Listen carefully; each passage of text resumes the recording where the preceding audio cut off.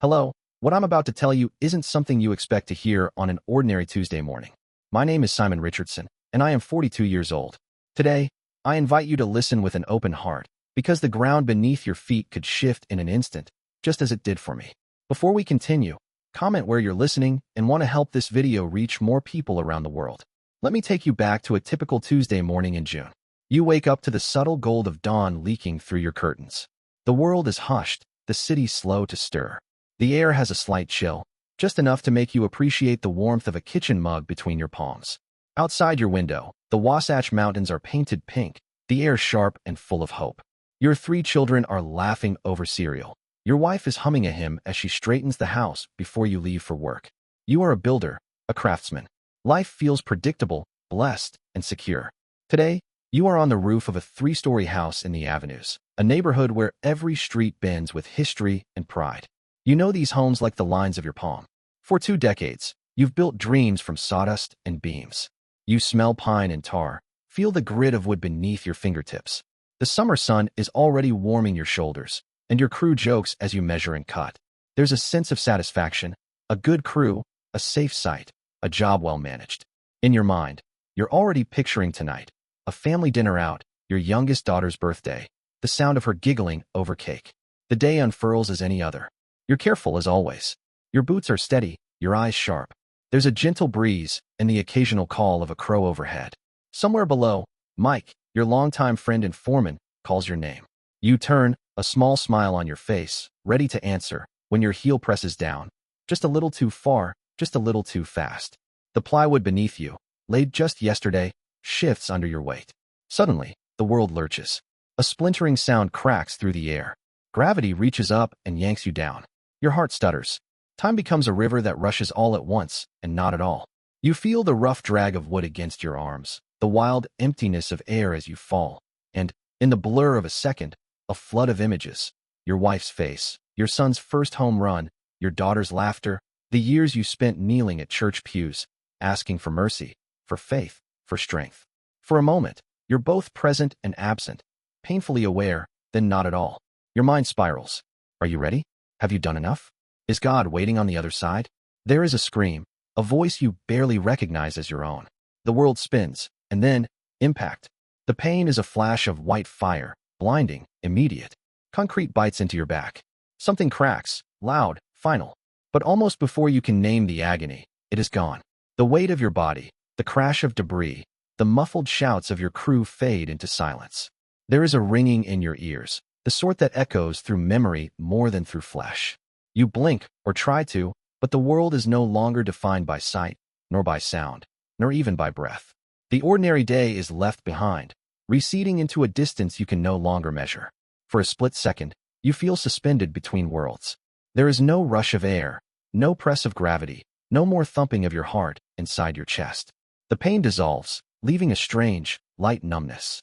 You sense, as if in a dream, the urgency of your wife's prayers, the distant sound of sirens that may or may not be real. Yet, in this silence, there's a peace that's almost seductive, a coolness that wraps around your spirit, separating you from panic, from fear, from the pressing needs of the life you just left behind. You realize something simple and terrifying. You are not moving. Not up, not down. You have stepped out of time itself. Your last memories of the world, the chaos, the dust, the pain, are dissolving, as if they are being gently erased. And in that erasure, another awareness blooms. You feel, for the first time, utterly seen. Not as Simon the builder, Simon the bishop, Simon the father, but as something deeper, more ancient. The edge of existence has become a thin, trembling veil. You try to call out. Your lips do not move.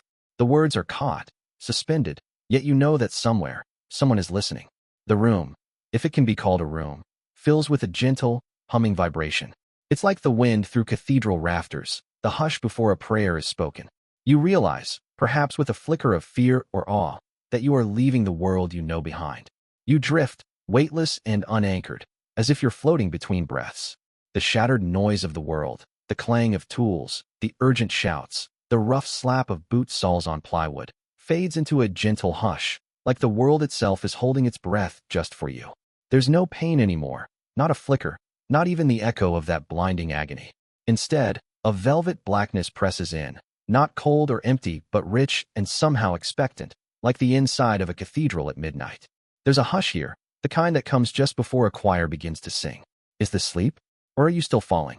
You wonder if your mind is playing tricks, looping memories through your brain as oxygen slips away. But no, there is too much clarity for dreaming. You feel the faintest warmth start to curl around your chest, a slow, spreading heat that seems to move from inside out, as if someone has lit a candle where your heart used to be. There is no up, no down. You are untethered, a leaf suspended in air. Time melts. Seconds slip into years, then fold back into moments. You remember your mother's arms, strong and sure, lifting you as a child. You remember kneeling at church, the hush of prayer heavy in the air, the polished wood against your knees. You remember your father's voice, steady, forgiving, a voice that once soothed away your childish fears. All these memories rise and swirl, not as regrets, but as gentle reminders of what was precious and real. Even the sound of your own name, whispered in the dark, comes back to you like an old song. There is a presence here, just out of reach. You can't see it, but you know it's close. A sense of being watched, but not judged, more like a kind shepherd waiting at the edge of a field. You want to speak, to ask where you are, but no words come. Instead, a vibration moves through the blackness, soft and subtle, like distant thunder rolling across the mountains. It's not frightening. It feels familiar, as if you've always known it was there. You try to turn, but there is no body to move. You are mind and memory, stripped of everything else. Then, softly, the darkness begins to lighten. Not a sudden flare, but a slow dawn breaking after a long night. Colors bleed into the edges, blues, violets, the faintest hint of gold. The warmth grows. Your spirit feels lighter, as if the last remnants of sorrow and regret are peeling away. There is a curious peace here, deep and sure, the kind you only ever tasted in rare moments on earth. You sense a gentle pull, like a tide that cannot be resisted. There is no fear now, only anticipation and a strange, swelling gratitude. It's as if you're being carried by invisible hands, drawn forward into the light. Your senses, once dulled by pain and the numbness of trauma, are awakening in new ways. You notice how the air, if this is air, thrums with possibility, every molecule alive with promise. Even your thoughts feel changed, stretched out and luminous, capable of grasping mysteries that would have slipped through your fingers before. Still, you hesitate at the edge. You know that stepping forward means leaving everything behind. The laughter at breakfast, the smell of coffee, the softness of your wife's hand in yours, the echo of your children's voices in the hall. For a heartbeat, you grieve, not in desperation, but in gentle longing for what was simple and good. The ache sharpens your senses, reminding you that you are still yourself, even as everything you knew begins to recede. But the presence draws closer. A peace descends, thick and tangible. The darkness gives way to a swelling glow, as if you are about to step out from under the shadow of a great cloud. The world you knew, the job site, the hospital, the rush of everyday life, grows faint, a distant dream slipping through your fingers. You are moving towards something new, something vast and unknown. You sense, rather than hear, a gentle invitation. Step forward, come and see. And though part of you trembles, the larger part of you yearns. What lies ahead is not just relief from pain or the promise of escape, but the chance to finally see what lies behind the veil. To touch the reality that you've always suspected was just out of reach. With a shiver of anticipation, you move forward, crossing an invisible threshold. You step through the boundary, and suddenly the world bursts into light. A living, shimmering brilliance that presses gently against your spirit. At first, it dazzles you, making you want to shield eyes you no longer possess. But here, sight is something richer. You see not only with your vision, but with every part of your soul. You stand in a vast garden. The grass underfoot is impossibly green, blades glistening with a pearly dew that never dries. You move your toes, and the ground is soft as silk, humming faintly with life. Every color is deeper and truer than any shade you ever saw on earth. The sky overhead is both cerulean and gold, swirling with clouds that pulse like gentle heartbeats. The air carries a melody that plays directly to your core, as if the whole landscape is singing a song of welcome. You breathe, or do something like breathing, and the air fills you with calm so deep it seeps into your bones, dissolving the last hints of fear.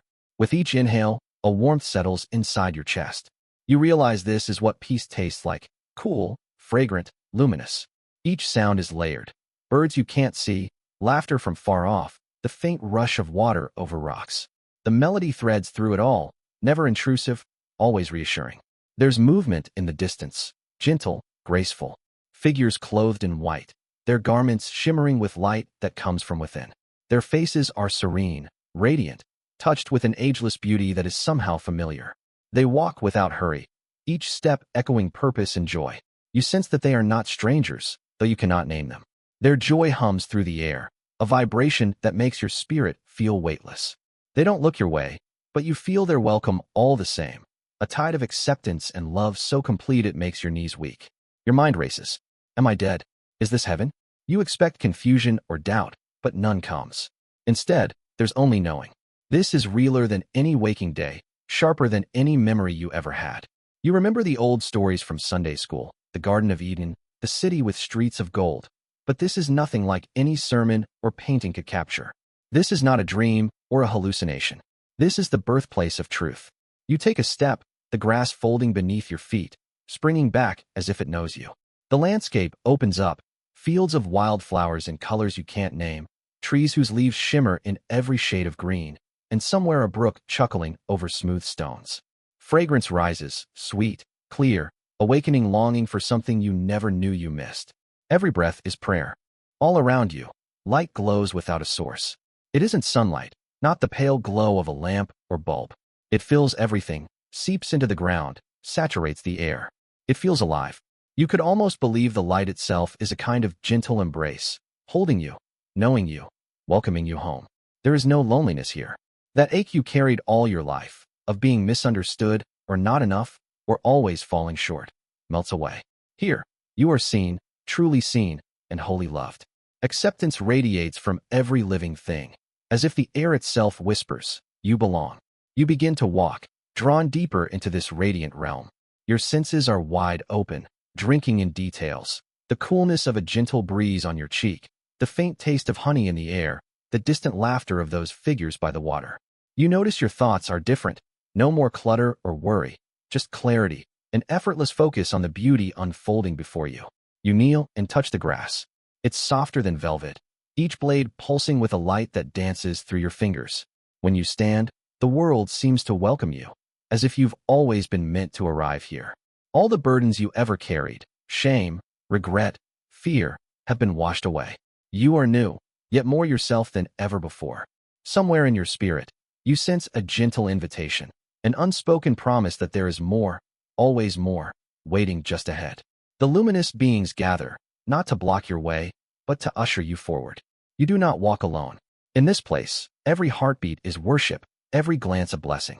There are no questions, only answers that float gently through your mind. Is this eternity? You sense that it is only the beginning. You stand at the edge of the garden, the light swelling before you, every nerve of your soul alive with anticipation. The air grows warmer, the music deepens, and suddenly you feel it. A pull, gentle yet irresistible, drawing you forward. It is more than curiosity, it is recognition, a knowing so complete it leaves you trembling. The luminous beings pause, their movement shifting as though something extraordinary is about to take place. The landscape itself seems to hush, the wind softening, the distant laughter fading to a sacred silence. A single figure approaches from the brilliance, walking, but not walking, radiant with a beauty that is impossible to describe. The light does not hide him, it pours from him, and all creation leans in. You feel every old wound surface and dissolve in a breath. There is no place to hide, but you do not wish to hide. The closer he comes, the more you understand. You have always been seen, always been loved. The weight of a lifetime, every failure, every secret regret, melts away, replaced by a love so total, it's almost unbearable. You know him. Every part of you knows him. He stands before you, taller than any man, stronger than any memory, his presence filling the air like the sound of 1,000 choirs and the hush before dawn. His robe is white beyond white, shining with a gentle, living fire. His hands that once shaped worlds, hands that bore the nails, are open, welcoming you home. His face is familiar, as if every moment of mercy you've ever known was only a shadow of the expression he now turns on you. You fall to your knees, not from fear, but from awe, from the knowledge of your smallness in the face of such glory. You sense the other beings bowing as well, a circle of reverence spreading outward. Here, every cell of your being cries out in worship. His eyes find you. eyes that contain the depth of eternity, that hold every sorrow you ever felt, every hope you ever dared. You expect judgment, but instead you find acceptance, warmth, joy. He speaks your name, and it is a sound that heals you. It is not with the voice of earthly language, but with the voice that called the stars into being, a voice that vibrates through your soul and makes you whole. Simon, in that one word, you are known. Your failures, your doubts, your striving, your questions, they are all wrapped in a love so deep it threatens to undo you. There is no condemnation here, only the fierce, all-consuming reality of belonging. You want to speak, to pour out your gratitude, your confusion, your awe, but words are unnecessary. In his gaze, you understand everything that ever mattered. You see the shape of your life, the hidden goodness and the quiet mistakes. He does not measure you by your titles or your failures, not as a bishop, a builder, a husband, a father. He sees the eternal child you are, the soul he has always cherished. He kneels down to your level, and his hand rests upon your shoulder. The touch is gentle, but it sends a current through your spirit, strength, courage, purpose. His eyes, oh, his eyes, invite you to rise. He tells you, without words, that you have a mission, that what comes next is for you to see, to witness, to share. You sense his sorrow for the world's pain, his longing for every soul, his yearning to draw every wandering heart home. The world around you changes. The garden begins to blur and shift, colors streaming together like melted glass. You are no longer standing on grass, but suspended in a place between heaven and earth, a vantage point from which you can see both the eternal and the fleeting, the sacred and the broken. His presence is your anchor. You are filled with awe, with humility, with a weighty sense of responsibility. You know, deep in your bones, in the very breath of your soul, that what is coming next is not just for you, but for all those you love, and for every searching heart on earth. The world beneath you unfurls, shimmering and fragile, a patchwork of cities and mountains, rivers and highways, lights pulsing like veins beneath a skin of cloud. Suspended above it all, you sense both the immensity and the vulnerability of humanity. The Lord beside you points, not with words, but with an unspoken command, and your vision sharpens, zooming in on scenes both vast and intimate. Suddenly, the earth shudders. It begins as a tremor, a low vibration running through your spirit, then grows to a great shaking that sweeps across continents. The ground splits in distant places, skyscrapers sway like grass in a storm. You see fear ripple across faces in Tokyo, Santiago, Istanbul, Salt Lake City. These are not random disasters. You know, as clearly as if the thought had been spoken aloud, that this is a summons, a cry from God to a world asleep at the wheel. The shaking is a call to awaken, to remember what is true, what is holy, what can never be shaken. You watch as crowds gather in the streets, some falling to their knees, hands clasped in desperate prayer, tears streaming down their cheeks. Others curse the sky, raising fists of rage, demanding answers, blaming God or fate or their own luck. The same event divides them. Some hearts break open, others harden to stone. You see a family kneeling in the rubble of their home, their voices lifted in trembling gratitude that their lives have been spared. In another city, a young woman, alone in her apartment, whispers the first prayer of her adult life, trembling as she feels a warmth she cannot explain. Across oceans, in cathedrals and tiny churches, in mosques and temples, even in bars and bedrooms and boardrooms, people turn inward, suddenly aware of their own frailty. Then, just as suddenly, the tremors fade. In the stillness, something invisible but undeniable sweeps the globe. It is as if a veil has been torn, and the world breathes the same sharp, holy air. You sense a surge, a pulse of light, coursing through every city, every town, every hidden place. Walls built by cynicism, pride, and despair crumble. Hardened hearts are pierced by longing. The news and the noise of daily life are drowned out by a greater music, the chorus of souls waking to the presence of the divine. You watch a pastor in Nigeria break down in tears mid-sermon, overcome by a power greater than his words. In New York, a hardened executive halts a board meeting, suddenly convicted by the emptiness of his ambition. In Buenos Aires, a teenage boy who once mocked his grandmother's faith falls to his knees, sobbing as the presence of God sweeps over him. Social media fills not with outrage and mockery, but with confessions, pleas for forgiveness, stories of miracles and mercy. Messages of repentance go viral. You see hands reaching across old divisions, families reconciled after decades, friends once separated by bitterness embracing in forgiveness. Even those who have never known faith feel a tug, a hunger, an ache they cannot name. In the quiet of the night, men and women hear their names called, not by any earthly voice, but by the one who created them. Many answer, but not all. Even as the light spreads, shadows grow. You sense resistance, voices rising to ridicule, to twist, to dismiss. Some dismiss the miracles as mass hysteria, a trick of the mind. Others grow frightened by the power they cannot control. In places of power, men and women conspire to contain, to suppress, to discredit what they cannot explain. Still, the tide cannot be stopped.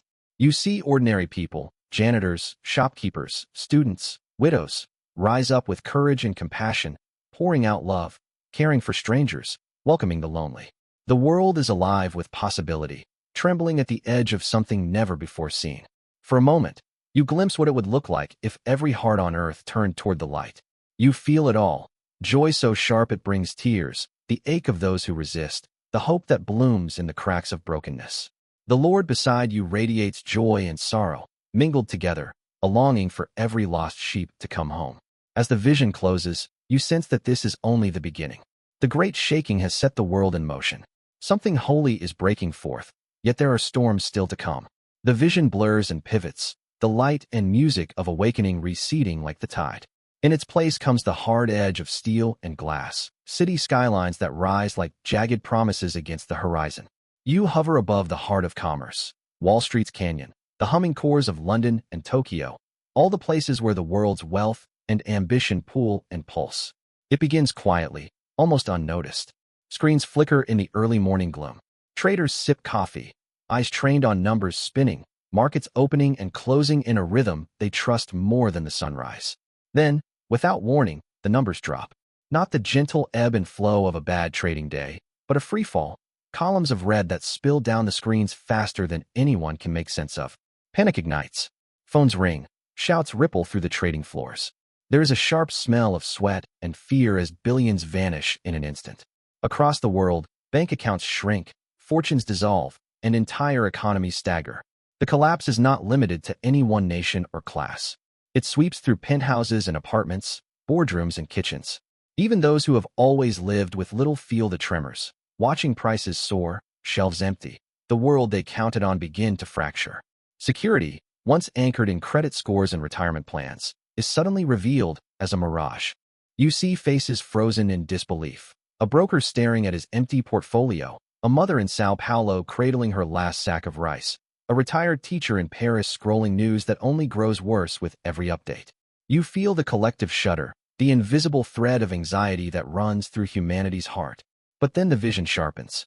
Beneath the surface panic, you notice something astonishing, a splitting of paths. Some people, broken by loss, drop to their knees, not in defeat, but in surrender. Their prayers rise from humble kitchens, from sidewalks outside shuttered businesses, from the hospital beds of those who always felt overlooked. You hear them, each prayer a thread in a tapestry of hope. Lord, help us. Lord, forgive us.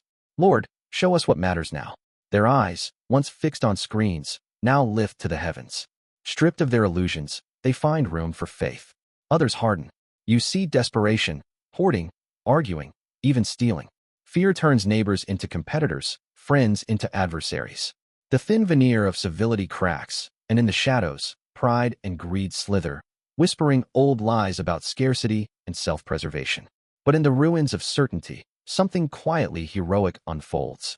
The humble, those who never trusted in wealth, step forward. A janitor in New York welcomes a once arrogant financier, sharing a bowl of soup and words of hope. In a small Utah home, a widow opens her door to a family whose fortune evaporated overnight, teaching them to garden, to laugh at small blessings, to pray. Children collect coins, baking bread for neighbors they once ignored. Simple acts of mercy ripple outward, small lights in a darkened city. You feel the Lord's gaze settle on these scenes.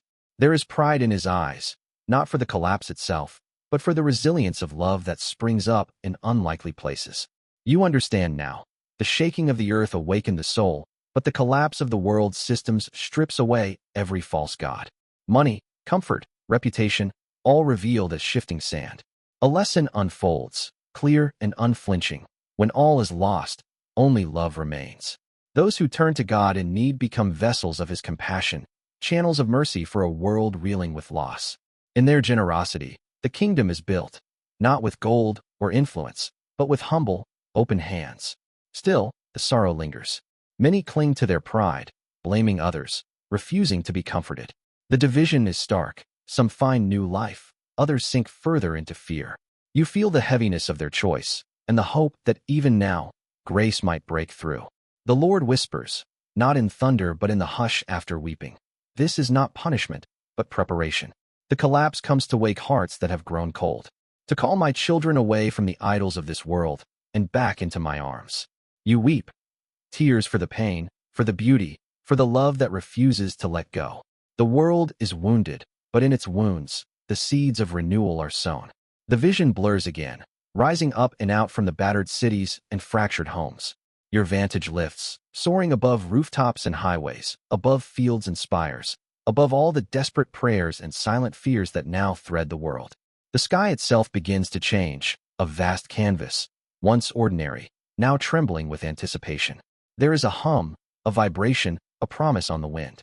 You see clouds massing, not with rain, but with purpose. In the blue above Paris, over the jagged skylines of New York and Mexico City, the clouds swirl and dance, drawing the gaze of millions. The air shivers with expectancy. Suddenly, the sky blazes with color. Sheets of emerald and violet and gold ripple like living banners, auroras blooming in places where none have ever appeared. People spill into the streets, pointing, gasping, their faces upturned in wonder and confusion. And then, as if a curtain has been pulled back, you see them, beings of light, angelic and bright, clothed in white robes that shimmer with a glory no artist could capture. They do not hide. They hover above hospitals, above places shattered by earthquake and loss, above schools and crowded squares. Some stand in the doorway of ruined churches. Others kneel beside children in darkened bedrooms. Their presence is unmistakable, their light gentle but unyielding. A hush falls over the world. Every eye is drawn upward. In broad daylight, under the witness of cameras and news anchors, healings unfold. Patients in hospitals rise from their beds, wounds closing, fevers breaking, laughter erupting as doctors weep in the corridors. Where disaster had ruined homes, buildings are mended in moments. Tears of awe roll down the faces of the hopeless as the impossible becomes ordinary. The sky becomes a message board. Across languages and continents, clouds twist into words: repent, forgive, hope, return to me. The auroras dance out names and prayers, spelling out promises in scripts understood by every soul, regardless of tongue or tribe. For a heartbeat, there is no division, no barrier of language, age, or creed. The world is united in awe. You see churches that were half empty the week before now overflowing. Lines wrapping around city blocks, strangers hugging in pews, voices raised in worship and sobs. But even in this outpouring, confusion grows. Some faith leaders are swept up, their sermons ignited with fresh fire, their hearts opened to new wine. Others, threatened by what they cannot control, cling to tradition, trying to fit the miraculous into boxes too small for such glory. Not everyone celebrates. Some cover their eyes, running from the light, terrified of what they cannot explain. Others call it delusion, mass hysteria, some trick of technology or government. You sense the lines hardening. Some hearts soften and open, while others lock tight in pride and fear. The supernatural becomes daily news. Videos flood the internet. Angels appearing on street corners, messages scrawled in clouds, healings in real time. But alongside these wonders, something darker stirs. Not all that glimmers is holy. For every true messenger, there is a counterfeit. Beings of shadow disguised as light, sowing confusion, stirring up old wounds, tempting people with pride and power. The veil between worlds has thinned, and all that is hidden now comes into the open. You feel the tension. Miracles spark worship and also division. Pastors and priests, mothers and skeptics, politicians and poets, all are forced to choose how they will respond to the inescapable reality of the spiritual world. Some embrace the change, others recoil, and the world holds its breath, waiting to see what comes next. In the midst of it all, the Lord's presence remains steady, a pillar of light in a world now trembling at the edge of the eternal. You sense the longing in his heart, the ache for every child to come home, the joy for every lost soul found, the grief for those who still turn away. The vision grows sharper, more urgent. It is as if every thread of humanity's heart is now exposed, each strand lit by the strange, mingled glow of glory and storm. You see it everywhere. crowds surging into churches and fields, voices raised in new languages of hope. Yet just as powerfully, you see barriers rising, fists clenching, old divisions given new fuel. Unity in conflict, peace and war, both swelling side by side. Communities of faith spring to life. In small chapels and grand cathedrals, in storefront fellowships and hidden house churches, believers from every background clasp hands, kneel together, worship shoulder to shoulder. Denominational walls crumble. Catholics, Protestants, Latter-day Saints, Baptists, Pentecostals, even those who once called themselves outsiders, all swept into a movement of the Spirit too big to contain. Doctrinal arguments fall away in the face of shared awe, shared surrender, shared trembling at the nearness of God. There are tears, laughter, confessions whispered, forgiveness flowing like water on parched ground. Yet outside, a storm is building. The awakening frightens those who have built their lives on certainty and control.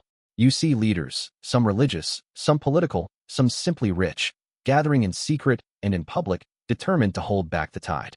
Laws are rushed through. Limits are placed on gatherings. News anchors shout warnings, branding the revival as dangerous, unstable, a threat to social order. In homes, dinner tables become battlegrounds. Some families unite as never before, parents and children embracing the light. Others shatter, brothers turning on sisters, marriages straining, old wounds reopening under the pressure of urgent choices. The world trembles. Underneath the beauty and terror of these days, you sense a deep, humming certainty. Every heart is being weighed, every hidden motive drawn to the surface. Some cling to the light, their faces radiant with newfound faith and love. Others reject, recoil, harden. The wheat and the tares, the true and the false, now stand side by side, no longer hidden, but exposed for all to see. You witness moments that sear themselves into your spirit. A pastor confesses to his congregation, laying down pride for the first time in decades. A mother prays for her prodigal daughter, weeping as her child stumbles back into her arms. In the next room, a father slams the door, vowing never to return to a family now lost to fanaticism. Each soul chooses, sometimes with a whisper, sometimes in fury, sometimes in trembling joy.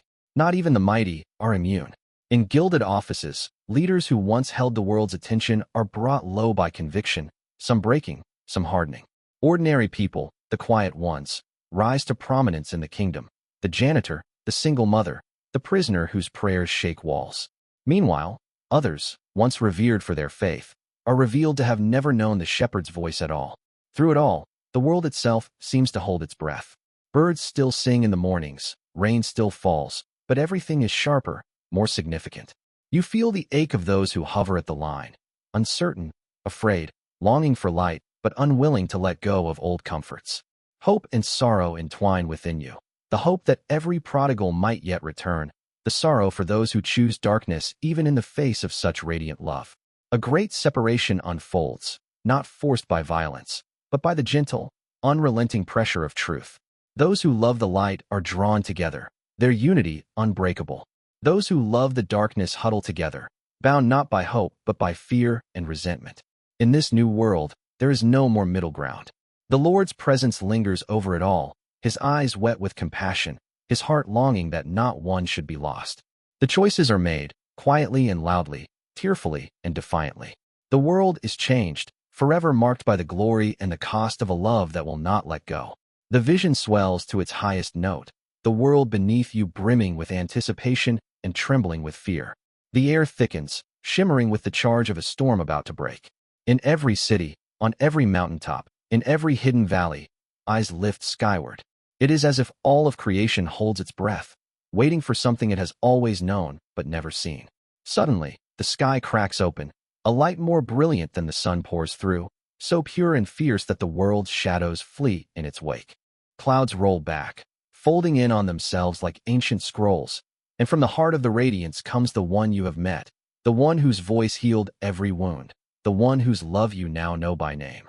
Jesus descends, not as rumor or legend or vision, but as King, as Judge, as Savior. He comes not alone. Hosts of angels fill the sky behind him, their light like rivers pouring down to earth, their voices ringing out in a song that shakes the foundations of stone and soul.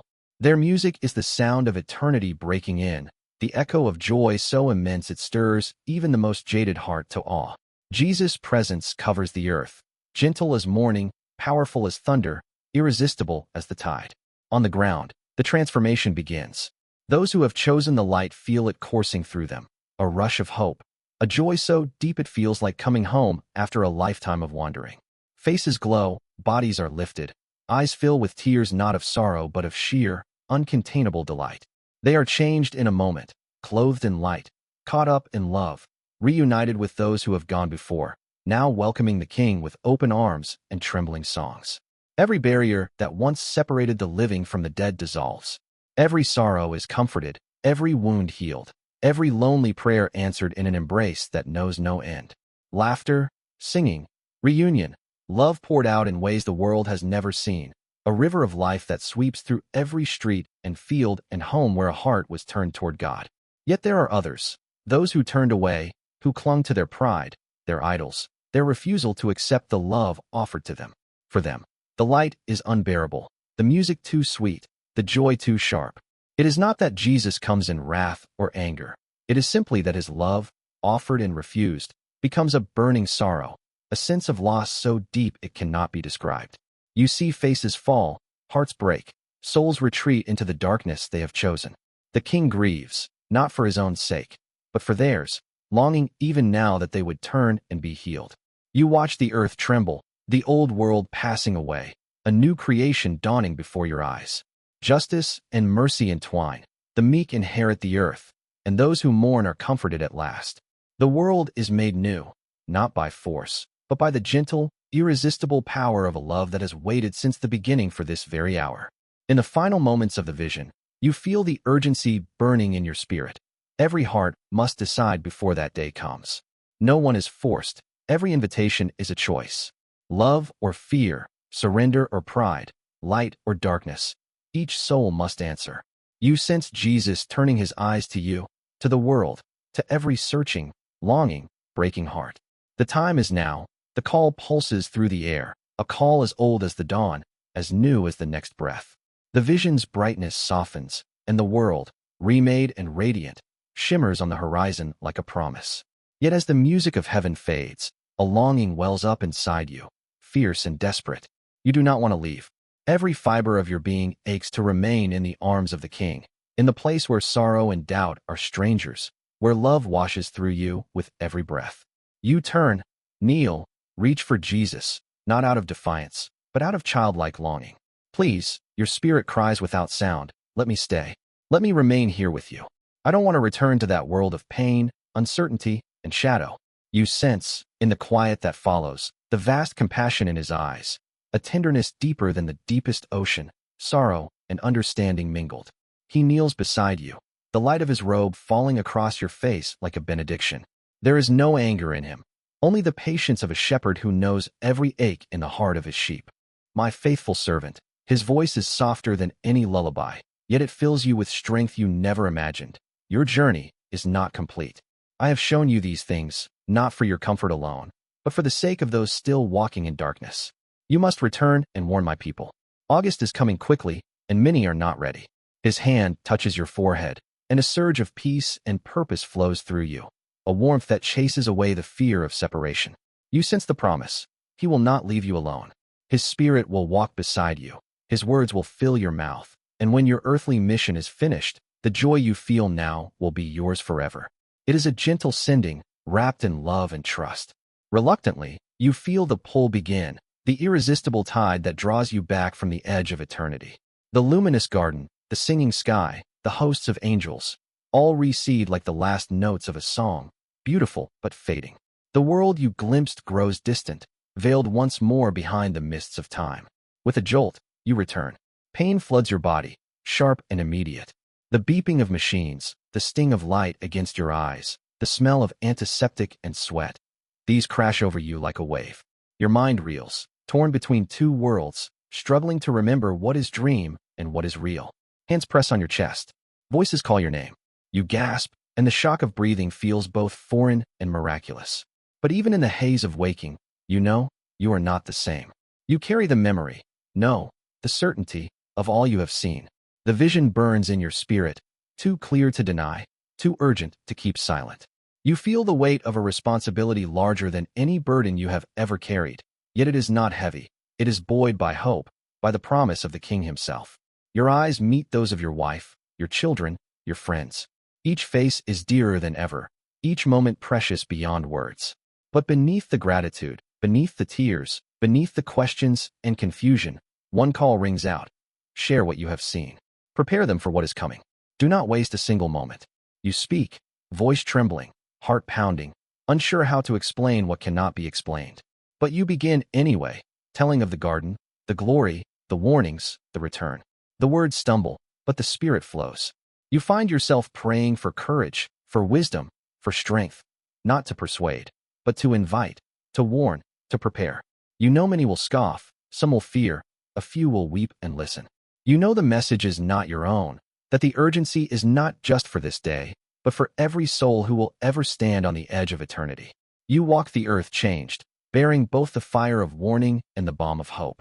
The time is short, the hour urgent, the invitation wide as the arms of Christ himself.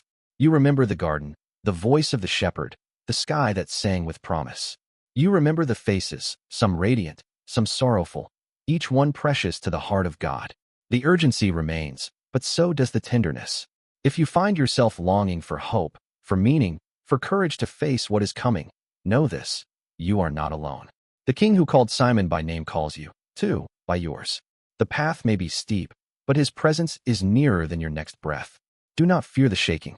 Do not cling to what will pass away. Open your heart to the light, the mercy, the invitation that does not end with this story. Forgive, reconcile, love, even when it feels impossible. Be the hands that share bread, the voice that calls home, the heart that hopes against hope. And if these words resonate with you, please write an amen in the comments, subscribe to the channel, and share it with at least 3 friends or family members right now. Now is your time to make a difference. Spreading this message is not only an act of love, but also a mission that Jesus himself has entrusted to you.